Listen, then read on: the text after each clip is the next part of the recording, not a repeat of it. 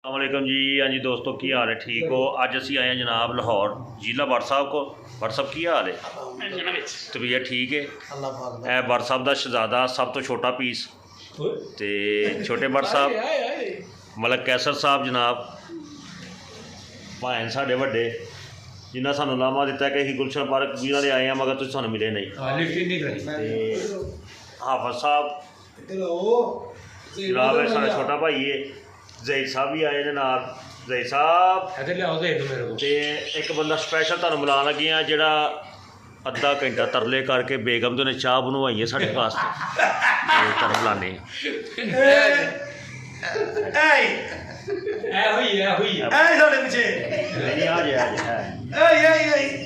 यकीन करो सफाइयां सफाइयां भी आप कीतियां सोया वारियां सारी। बट साहब दसिया जे सही कह रहे ना? बिल्कुल सही है। सानू इन्हें किन्नी देर बाद खिला रहा है? ये पौना घंटा खलोते ने गर्मी गर्मी ते आ हुण सच्चिया होण डिया है।